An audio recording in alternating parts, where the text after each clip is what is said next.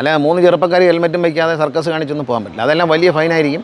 അതിൻ്റെ രക്ഷകർത്താക്കളെയും ഫൈൻ അടിക്കും. കൊച്ചുകുട്ടികളൊക്കെ ആണെങ്കിൽ നല്ല ഫൈനായിരിക്കും. വണ്ടിയൊന്നും പെട്ടെന്ന് വിട്ടുകൊടുക്കില്ല. തോന്നിയ പോലെ ഡ്രൈവിംഗ് സ്കൂളൊന്നും തുടങ്ങാനാകത്തില്ല. പിന്നെ അവരോടെയും പറഞ്ഞില്ല, ഫ്രീക്കന്മാർക്ക് വേണ്ടി അവർക്ക് തന്നെ അവർ പ്രത്യേകം അവരെ നമ്മൾ അവഗണിക്കുന്നില്ല. ഈ ഫ്രണ്ട് വീലിങ്ങനെ പൊക്കിയിട്ട് റോഡിൽ കൂടെ വേണ്ട, അത് വേറൊരു സ്ഥലത്ത് അവർ അതിന് സ്ഥലം സെലക്ട് ചെയ്തിട്ട് അറിയിച്ചു കഴിഞ്ഞാൽ, പ്രത്യേകിച്ച് വയസ്സായ അമ്മമാർ വരുന്നത് ഫുട്ബോളിൽ കയറാൻ പ്രയാസമാണെങ്കിൽ ആ അമ്മയെ പിടിച്ച് കയറ്റാനുള്ള മനസ്സ് കണ്ടക്ടർമാർ കാണിക്കണം. ജീവിതത്തിൽ കാർ ഓടിച്ചിട്ടില്ല, അവൻ പറയും എനിക്ക് കാർ ഓടിക്കാൻ ലൈസൻസ് ഉണ്ട് എന്ന് പറയുന്നത് എത്ര പേരെ നമുക്ക് കേരളത്തിൽ കാണാം. പലരും എന്നോട് വിളിച്ച് ചോദിക്കുന്നുണ്ട്, എൻ്റെ മോൻ ഈ മാസം 24-ാം തീയതി ലൈസൻസ് എടുക്കാതിരിക്കാം, അതിന് മുമ്പ് ഈ ചതി വേണോ എന്ന് എന്നോട് അത് കഴിഞ്ഞ് പോരെ. ഈ ടെസ്റ്റ് നടക്കുന്ന വാഹനത്തിൻ്റെ ഉള്ളിൽ എടാ പോടി എടിയെന്നൊന്നും വിളിക്കാനകത്തില്ല, നീ പോടാന്നൊന്നും പറയാനൊക്കത്തില്ല. അങ്ങനെയുള്ള വാക്കുകളൊന്നും ഉദ്യോഗസ്ഥർക്ക് ഉപയോഗിക്കാൻ അനുവാദമില്ല. MVD ഉദ്യോഗസ്ഥർ പലപ്പോഴും വാഹനങ്ങൾ തടഞ്ഞു നിർത്തി പരിശോധന നടത്തുന്നത് നമ്മളൊക്കെ കണ്ടിട്ടുണ്ട്. പല ഉദ്യോഗസ്ഥരും പല രീതിയിലാണ് യാത്രക്കാരോട് അല്ലെങ്കിൽ വാഹന ഉടമകളോട് പെരുമാറുന്നത്. പലപ്പോഴും എടാ പോടാ എന്നൊക്കെ വിളിച്ചുകൊണ്ട്, ചിലപ്പോൾ എടി എന്നൊക്കെ വിളിച്ചുകൊണ്ട്, അങ്ങനെ അത്തരത്തിൽ പല മോശമായ രീതിയിലും പെരുമാറുന്ന വാർത്തകൾ നമ്മൾ പലപ്പോഴും കണ്ടിട്ടുണ്ട്. നമ്മുടെ ഗതാഗത മന്ത്രി ഗണേഷ് കുമാർ വന്നതിന് ശേഷം അദ്ദേഹം പറയുന്നു MVDക്ക് കടിഞ്ഞാനിടുകയാണ്. അതായത് ഇനി തോന്നും പോലെ എടാ പോടാ പോടി വിളിയൊന്നും ഇങ്ങോട്ട് ഇറക്കണ്ട, മാന്യമായി യാത്രക്കാരോട് ഇടപെടണം, കാര്യങ്ങൾ പറഞ്ഞു മനസ്സിലാക്കണം. വെറുതെ അല്ല അവർക്ക് ലൈസൻസ് കിട്ടിയത്, നന്നായി കഷ്ടപ്പെട്ടാണ് ലൈസൻസ് എടുക്കുന്നത്. അതുകൊണ്ട് അവരോട് അങ്ങനെ മോശമായി പെരുമാറാനൊന്നും നിങ്ങൾക്കാരും ലൈസൻസ് തന്നിട്ടില്ല. അതുകൊണ്ട് കൃത്യമായി കാര്യങ്ങൾ പറഞ്ഞ് മനസ്സിലാക്കി മോശമായി പെരുമാറാതെ നല്ല രീതിയിൽ പെരുമാറണം. എന്തായാലും ഗണേഷ് കുമാർ മൊത്തത്തിലൊരു അഴിച്ചുപണി നടത്തുകയാണ് ഗതാഗത വകുപ്പിൽ. ഗതാഗത വകുപ്പ് നന്നാവും, ഉറപ്പാണ്. 2.5 വർഷം കൊണ്ട് ഗതാഗത വകുപ്പിനെ ഏറ്റവും മികച്ച വകുപ്പാക്കി മാറ്റാൻ ഗണേഷ് കുമാറിന് കഴിയുമെന്നുള്ള കാര്യത്തിൽ സംശയം വേണ്ട. കാരണം കൈയിട്ട് വാരണ്ട, തലമുറകളായി നിരവധി സ്വത്ത് കാര്യങ്ങളുള്ള മനുഷ്യനാണ്. അതുകൊണ്ട് ഇനി കൈയിട്ട് വാരി പോക്കറ്റിലാക്കി വീട്ടിൽ കൊണ്ടുപോകേണ്ട ആവശ്യകതയില്ല. അതുകൊണ്ട് അദ്ദേഹത്തിന് കൃത്യമായി ആ വകുപ്പിൽ ഏതൊക്കെ തരത്തിലുള്ള മാറ്റങ്ങൾ, നല്ല രീതിയിലുള്ള മാറ്റങ്ങൾ, ജനസേവനത്തിനുള്ള മാറ്റങ്ങളൊക്കെ കൊണ്ടുവരാൻ അദ്ദേഹത്തിന് കഴിയും. എന്തായാലും അദ്ദേഹം പറഞ്ഞ വാക്കുകൾ MVDക്ക് കടിഞ്ഞാണിടാൻ, അല്ലെങ്കിൽ MVD ഇനി മോശമായി പെരുമാറിയാൽ എന്തൊക്കെയാണ് അവർ നേരിടേണ്ടി വരുന്ന കാര്യങ്ങൾ എന്നൊക്കെയുള്ളത് അദ്ദേഹം വിശദമായി പറയുന്നുണ്ട്. ആ വാക്കുകൾ ഞങ്ങൾ പ്രേക്ഷകരുടെ മുന്നിലേക്ക് എത്തിക്കുകയാണ്. അതൊരു പുതിയ നയമാണ്. നമ്മൾ അനാവശ്യമായ എല്ലാ ഓട്ടവും KSRTC നിർത്തുകയാണ്. KSRTCയുടെ അനാവശ്യമായ എല്ലാ ചെലവുകളും കർശനമായി ഞാൻ തന്നെ നേരിട്ട് കട്ട് ചെയ്യാണ്. ഓരോ ദിവസവും തൊഴിലാളി യൂണിയനുകളും സംഘടനകളും വ്യക്തികളും അറിയിക്കുന്ന വിവരങ്ങളുടെ അടിസ്ഥാനത്തിൽ തന്നെ പരമാവധി ചെലവ് ചുരുക്കുകയാണ്. സാധാരണ നേരത്തെ ലൈസൻസ് പെട്ടെന്ന് കൊടുക്കുമായിരുന്നു, ഒരു ചടങ്ങ് പോലെ. ഇനി കൊടുക്കില്ല, ഇനി കൊടുക്കില്ലെന്ന് മാത്രമല്ല, ഇനി 20 ചോദ്യമാണ് നമ്മൾ ചോദിക്കുന്നത്. ലേണേഴ്സിൽ 12 പാസ്സായാൽ പാസ്സാവുമായിരുന്നു. ഇനി അങ്ങനെയല്ല, 30 ചോദ്യമാക്കി വർദ്ധിപ്പിക്കുകയാണ്. 25 ചോദ്യം പാസ്സാവണം ലേണേഴ്സിൽ.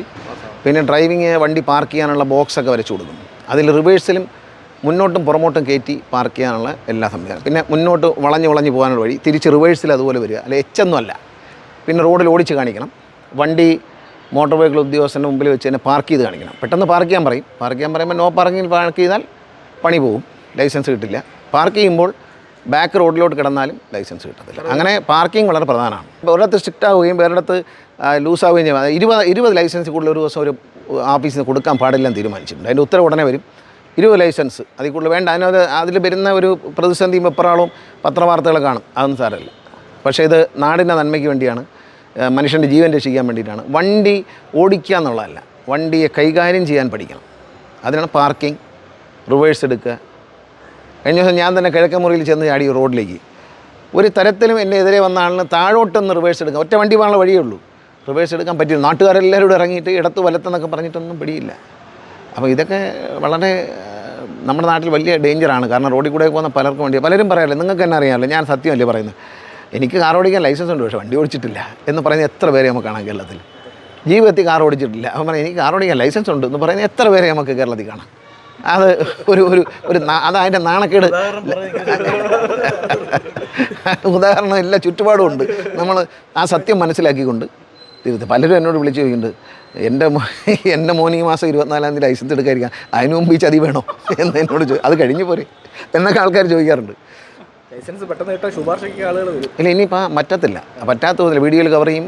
പിന്നെ ഈ ഡ്രൈവിംഗ് സ്കൂളുകളിലേക്ക് ഒരു മട്ട് മാറും. ഇന്ത്യയിൽ കൊണ്ടുവന്നിരിക്കുന്ന പുതിയ മോട്ടോർ വെഹിക്കിൾ ആക്ട് അനുസരിച്ച് തോന്നിയ പോലെ ഡ്രൈവിംഗ് സ്കൂളൊന്നും തുടങ്ങാനാകത്തില്ല. അത് ഒരു പ്രത്യേക ഫുള്ളി ഓട്ടോമേറ്റഡ് ആയിട്ടുള്ള ഈ പറയുന്ന സാധനങ്ങളെല്ലാം പരിശോധിക്കുന്ന ഒരു ഡ്രൈവിംഗ് സ്കൂൾ സംവിധാനത്തിലേക്ക് ഇമ്മീഡിയറ്റ് ആയിട്ട് മാറേണ്ടതുണ്ട്. എല്ലാ ക്യാമറയിൽ ഷൂട്ട് ചെയ്യും, എന്തൊക്കെ നടക്കുന്നറിയും. വണ്ടിക്കകത്ത് ക്യാമറ വയ്ക്കും. കാരണം ഇനി നാളെ ഒരു മോശമായി പെരുമാറിയെന്നോ അങ്ങനെയുള്ള സംഭവങ്ങളൊന്നും വരരുതെന്നുള്ളതുകൊണ്ട് ഈ ടെസ്റ്റ് നടക്കുന്ന വാഹനത്തിൻ്റെ ഉള്ളിൽ എടാ പൊടി എടിയെന്നൊന്നും വിളിക്കാനൊക്കത്തില്ല, നീ പോടാന്നൊന്നും പറയാനൊക്കത്തില്ല. അങ്ങനെയുള്ള വാക്കുകളൊന്നും ഉദ്യോഗസ്ഥർക്ക് ഉപയോഗിക്കാൻ അനുവാദമില്ല. വളരെ മാന്യമായി ഇടപെടണം. കുട്ടികളോടും സ്ത്രീകളോടും എല്ലാം മാന്യമായിട്ട് ഇടപെടണം. അതിന് വളരെ സ്ട്രിക്റ്റാണ്. അത് റെക്കോർഡ് ചെയ്ത് നമ്മൾ വയ്ക്കും മെമ്മറിയിൽ. ഈ മെമ്മറി കാർഡ് 3 മാസം വരെ സൂക്ഷിക്കും. പരാതി ഉണ്ടെങ്കിൽ റീവൈൻഡ് ചെയ്ത് നോക്കും. 3 മാസം കഴിയുമ്പോൾ ഇറേസ് ചെയ്തിട്ട് വേറെ വീണ്ടും. സാറേ, KSRTCക്ക് ഒപ്പം തന്നെ പ്രൈവറ്റ് ബസ്സും എല്ലാവരും വേണമല്ലോ, എല്ലാവരും ജീവിക്കണം. കൂടുതൽ റൂട്ടുകൾ വരും. കേരളത്തിലെമ്പാടും പൊതുഗതാഗത സൗകര്യം എന്നതാണ് LDF സർക്കാരിൻ്റെ ലക്ഷ്യം. ഒന്നുമില്ല, ജനകീയമായിട്ടായിരിക്കും റൂട്ടുകൾ തീരുമാനിക്കുന്നത്. ജനകീയമായിട്ടായിരിക്കും. MLA മാർ, പഞ്ചായത്ത് മെമ്പർമാർ, MP മാർ, പഞ്ചായത്ത് പ്രസിഡന്റുമാർ, മറ്റ് സംഘടന എല്ലാവർക്കും ജനകീയമായി ചർച്ച ചെയ്യാനും റൂട്ടുകളെക്കുറിച്ച് അഭിപ്രായം രേഖപ്പെടുത്താനും ഒരു അവസരമുണ്ടാകും. 3 പേര് പോകാൻ പാടില്ല. 3 പേര് കുഞ്ഞിനെ കൊണ്ടുപോകാം. അച്ഛനും അമ്മയും കുഞ്ഞും കൂടെ പോകാം. അല്ലാതെ 3 ചെറുപ്പക്കാർ ഹെൽമെറ്റും വയ്ക്കാതെ സർക്കസ് കാണിച്ചൊന്നും പോകാൻ പറ്റില്ല. അതെല്ലാം വലിയ ഫൈനായിരിക്കും.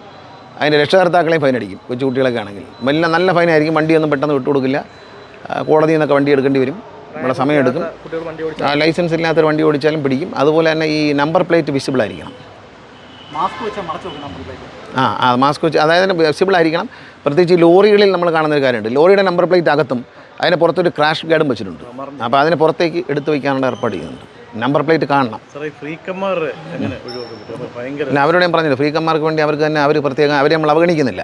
അവർക്ക് പ്രത്യേകമായ ഒരു സ്ഥലം അവർ തന്നെ കണ്ടെത്തി അതിനകത്ത് സർക്കസ് ചെയ്യാനും തലകുത്തി മറിയാനും എല്ലാം സംവിധാനം ഉണ്ടാക്കിയിട്ട് വന്നാൽ പെർമിഷൻ കൊടുക്കുമെന്ന് ഞാൻ ആദ്യം പറഞ്ഞല്ലോ. അത് നമുക്ക് ബഹുമാനം തന്നെയാണ്. പക്ഷെ റോഡിൽ വേണ്ട. അവർ ചെയ്യുന്ന അഭ്യാസങ്ങളൊക്കെ അവരെ കഴിവ് തന്നെ ആയിരിക്കാം. പക്ഷേ റോഡിൽ വേണ്ട എന്നുള്ളതേ ഉള്ളൂ. ഈ ഫ്രണ്ട് വീലിങ്ങനെ പൊക്കിയിട്ട് റോഡിൽ കൂടെ വേണ്ട. അത് വേറൊരു സ്ഥലത്ത് അതിന് സ്ഥലം സെലക്ട് ചെയ്തിട്ട് അറിയിച്ചു കഴിഞ്ഞാൽ പക്കതായ ഇൻഷുറൻസും കാര്യങ്ങളും എനിക്ക് പറ്റുന്ന ആപത്തിന് ഞാനാണ് ഉത്തരവാദി എന്നൊക്കെ എഴുതി കൊടുത്താൽ തീർച്ചയായിട്ടും നടക്കും. നമ്മൾ മെയിൻ റോഡിൽ അത്തരം പരിപാടികളൊന്നും പറ്റത്തില്ല. 10 മണിക്ക് ശേഷം എല്ലാവരെയും പറയുന്ന സ്ഥലത്ത് ഇറക്കി വിടുന്നത് പണ്ട് ഞാൻ മന്ത്രിയായിരുന്നു പറഞ്ഞു. ഇപ്പോൾ വീണ്ടും അത് വരും. ഞാൻ ജീവനക്കാർക്ക് ഒരു സ്നേഹം നിറഞ്ഞൊരു കത്ത് വരുന്നുണ്ട് എൻ്റെ. ആ കത്തിൽ ഈ കാര്യങ്ങളെല്ലാം കാണും. എന്തൊക്കെ നമ്മൾ ചെയ്യണം, എങ്ങനെ പെരുമാറണം. നമ്മളിത് രക്ഷപ്പെടുത്തിയെടുക്കുക എന്നുള്ളത്, KSRTC രക്ഷപ്പെടുത്തിയെടുക്കുക എന്നുള്ളൊരു മന്ത്രിയുടെയോ ഒരു MDയുടെ ഒന്നും ചുമതലയല്ല. അതിന് ഏറ്റവും വലിയ ആവശ്യക്കാരൻ KSRTC ജീവനക്കാർ തന്നെയാണ്. അവരതിൻ്റെ കൂടെ സഹകരിച്ച് ആത്മാർത്ഥമായിട്ട് നിന്നാൽ വേറെ ഒരു തരത്തിലും പണം ചോരാതെയും ഇതിൻ്റെ കൃത്യമായ അഡ്മിനിസ്ട്രേഷനോട് മുമ്പോട്ട് ഞാൻ കൊണ്ടുപോകും. പക്ഷേ സഹകരിക്കണം. പ്രത്യേകിച്ച് വയസ്സായ അമ്മമാർ വരുന്നത് ഫുട്ബോളിൽ കയറാൻ പ്രയാസമാണെങ്കിൽ ആ അമ്മയെ പിടിച്ച് കയറ്റാനുള്ള മനസ്സ് കണ്ടക്ടർമാർ കാണിക്കണം. പക്ഷേ KSRTCയിൽ ഒരു 90% ജീവനക്കാരും ഇത്തരം നല്ല കാര്യങ്ങൾ ചെയ്യാൻ നമ്മളോടൊപ്പം വരുന്നവരാണ്. അതുപോലെ തന്നെയാണ് ഈ മോട്ടോർ വെഹിക്കിൾ ഡിപ്പാർട്ട്മെൻറ്റിൻ്റെയും ഒരു പെരുമാറ്റവും രീതിയൊക്കെ അതിൻ്റെ മുഖച്ഛായ മാറ്റും. മാത്രമല്ല അവർ മാറും. കാരണം നമ്മുടെ മാറ്റത്തിനനുസരിച്ച് അവർ മാറും. എന്താണ് ഗവൺമെൻറ് നൽകുന്ന സന്ദേശം എന്നുള്ളതനുസരിച്ചാണ് അവർ നീങ്ങുന്നത്. തീർച്ചയായും ലൈസൻസ് എടുക്കാൻ പ്രയാസമായിരിക്കും. എന്നെ കഴിഞ്ഞ ദിവസം സൗദിയിൽ നിന്നൊരാൾ എന്നെ വിളിച്ചു. അദ്ദേഹം പറഞ്ഞത് വളരെ നന്നായി, ഞാൻ 31 തവണ ടെസ്റ്റിന് പോയിട്ടാണ് എനിക്ക് ലൈസൻസ് കിട്ടിയത്. അതുകൊണ്ട് എനിക്ക് അതിന് വിലയുണ്ട് സാർ എന്ന് പറഞ്ഞു. എന്നാലേ അതിനൊരു വിലയുണ്ടാവുള്ളൂ. പിന്നെ നിസ്സാര കാര്യങ്ങൾക്ക് ലൈസൻസ് സസ്പെൻഡ് ചെയ്യില്ല. ഇപ്പോൾ ചെയ്തുകൊണ്ടിരിക്കുന്ന വേറൊരു വലിയ അബദ്ധമുണ്ട്. അതായത് FIR ഇട്ട് കഴിഞ്ഞാൽ ഉടൻ ഒരാളെ കൈ ഒടിഞ്ഞു, വണ്ടി ഇടിച്ചു, കൈ ഒടിഞ്ഞു, FIR. ആരെ ഇടിച്ചു എന്നൊന്നും പ്രശ്നമല്ല. വലിയ വണ്ടി നോക്കിയിട്ട് ഡ്രൈവറുടെ ലൈസൻസ് റദ്ദാക്കുക. അതെൻ്റെ ശ്രദ്ധയിൽപ്പെട്ടു. ഇന്നോ നാളെയോ ഉത്തരവിറങ്ങും. ഇനിയും സീരിയസ് ആയിട്ടുള്ള ആക്സിഡൻറ്റുകൾ, മനഃപൂർവ്വമായ നരഹത്യക്ക് ശ്രമിക്കുക, വണ്ടി ഇടിച്ച് റെക്ലെസ് ഡ്രൈവിംഗ്, മദ്യപിച്ച് വണ്ടി ഓടിക്കൽ, ഇങ്ങനെയുള്ള കാര്യങ്ങൾക്ക് മാത്രമായിരിക്കും റദ്ദാക്കൽ. അല്ലാതെ ഒരു FIRൻ്റെ പുറത്ത് FIR എന്ന് പറയുന്നത് സത്യമാവണമെന്നില്ല. FIRനെ ബേസ് ചെയ്ത് ലൈസൻസ് ക്യാൻസൽ ചെയ്യുന്നതിൽ ഒരു തെറ്റായ സമീപനം ഉള്ളതായി ഞാൻ കണ്ടു. അത് തിരുത്താൻ നിർദ്ദേശം കൊടുത്തിട്ടുണ്ട്. ഇന്നോ നാളെയോ അതിൻ്റെ ഉത്തരവിറങ്ങും.